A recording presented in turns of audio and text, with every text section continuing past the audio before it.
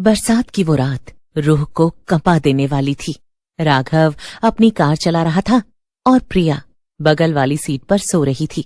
राजस्थान के सुदूर इलाके में मौजूद काली घाटी की ओर बढ़ते हुए हेडलाइट की रोशनी सिर्फ घने पेड़ों और पुरानी खंडहर नुमा दीवारों को चीर पा रही थी। हम पहुंच गए क्या? बस 5 मिनट और। मेरे दादाजी ने वसीयत में इस हवेली का जिक्र किया था, लेकिन कभी यहाँ आने नहीं दिया। अब जब ये मेरी है तो मैं देखना चाहता हूँ कि यहाँ ऐसा क्या है जिसे वो छिपाते रहे।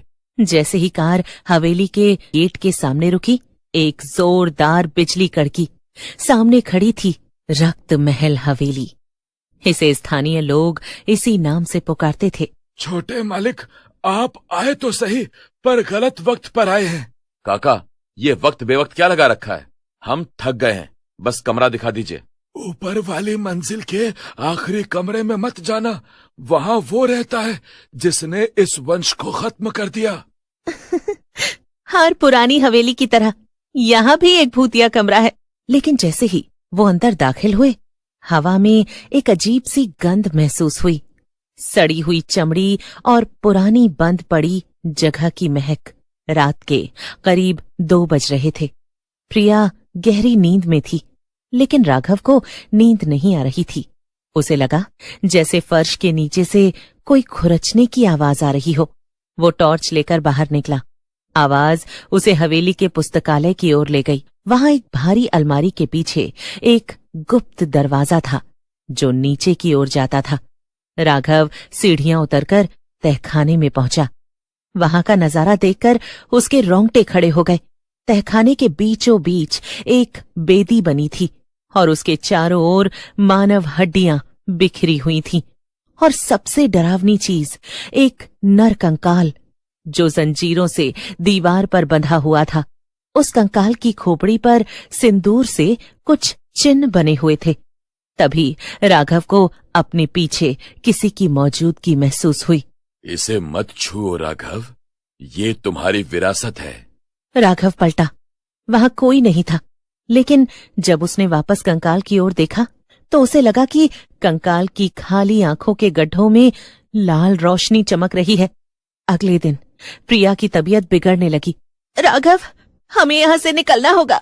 रात को कोई मेरे बिस्तर के पास खड़ा था। वो इंसान नहीं था। वो सिर्फ हड्डियों का एक ढांचा था जो मुझसे कुछ कह रहा था। वो कह रहा था, मुझे मांस चाहिए, मुझे अपनी खाल वापस चाहिए। सच बताओ काका, ये सब क्या है? वो कंकाल किसका है? वो आपके परदादा गजेंद्र सिंह है। उन्होंने अमर होने के लिए काला जादू किया था। उन्होंने अपने ही परिवार की बलि चढ़ाई थी, लेकिन मंत्र उल्टा पड़ गया। उनकी आत्मा इसी पिंजर में कैद हो गई। अब हर 50 साल बाद जब इस वंश का कोई खून यहाँ आता है, वो कंकाल फिर से जीवित होने की कोशिश करता है। आधी रात को हवेली में चीखें गूंज उठी। राघव ने देखा कि वो नर कंकाल अब अपनी जंजीरें तोड़ चुका है। हड्डियों के टकराने की आवाज कटक कटक पूरे गलियारे में गूंज रही थी। राघव, मेरा मांस, मेरा खून, तुम मेरी आखिरी कड़ी हो। राघव को महसूस हुआ कि उसकी प्राण शक्ति खींची जा रही है। अचानक उसे याद आया कि डायरी में लिखा था, अधर्म का अंत केवल अग्नि से होगा। राघव ने पूरी ताकत लगाकर पास पड़ी मिट्टी के तेल की लालटेन उठाई और उसे बेदी की ओर नहीं, बल्कि उस नर कंकाल पर दे मारा। कंकाल की एक ऐसी चीख निकली जो इंसानी नहीं थी। आग तेजी से कंकाल की हड्डियों पर फैलने लगी। जैसे जैसे हड्डियां राख हो रही थीं, हवेली की दीवारें कांप रही थीं। राघव और प्रिया शहर वापस आ चुके थे। उन्हें लगा कि काली घाटी की वो डरावनी रात एक बुरा सपना थी जो अब बीत चुकी है। राघव के व्यवहार में बदलाव आने लगा था।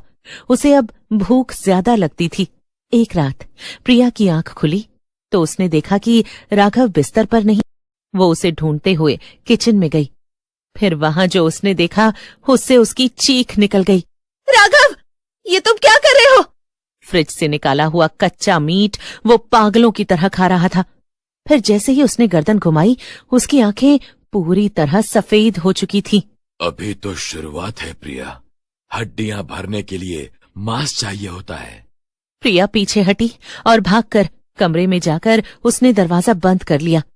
उसे समझ आ गया था कि वो जो हवेली से लेकर आए हैं वो सिर्फ यादें नहीं बल्कि एक परजीवी आत्मा है।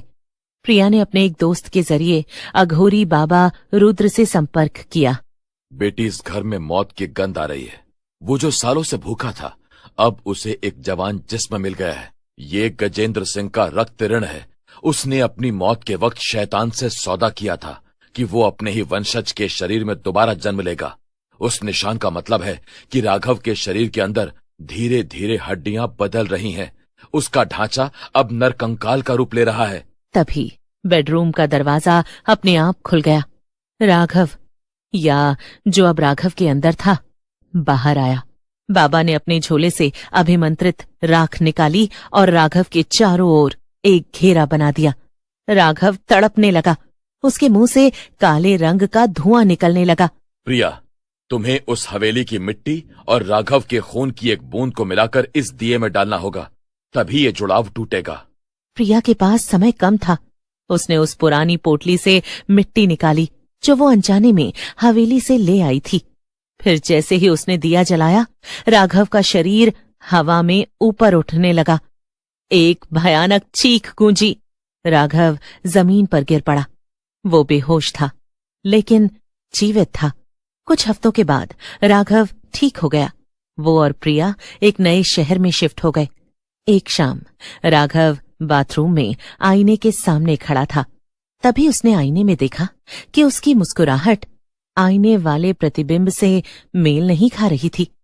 आईने में खड़ा राघव अभी भी मुस्कुरा रहा था। तुमने सोचा था एक दिया मुझे रोक लेगा? मैं तुम्हारी रगों में बहता हूं राघव। जब प्रिया अंदर आई तो वहां कोई नहीं था। राघव गायब था और अब प्रिया को अपने पीछे वही जानी पहचानी आवाज सुनाई दी। बाथरूम की ठंडी हवा में एक ऐसी सड़न थी जैसे कोई सदियों पुरानी लाश अभी अभी कब्र से बाहर निकली हो। प्रिया बदहवास होकर पूरे घर में राघव को पुकारने लगी। तभी उसे खुरचने की आवाज आई। प्रिया ने जैसे ही स्टोर रूम का दरवाजा खोला, उसकी रूह कांप गई। प्रिया, भागो यहां से। वो मुझे खा रहा है। वो मेरे अंदर अपना घर बना चुका है। तभी घर की बत्तियां जलने बुझने लगी।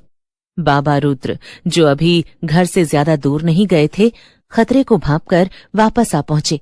प्रिया, बाहर निकलो। राघव अब वो नहीं रहा जिसे तुम जानती थी। सिर्फ एक रास्ता है, प्राण विनिमय, लेकिन उसकी कीमत बहुत भारी है।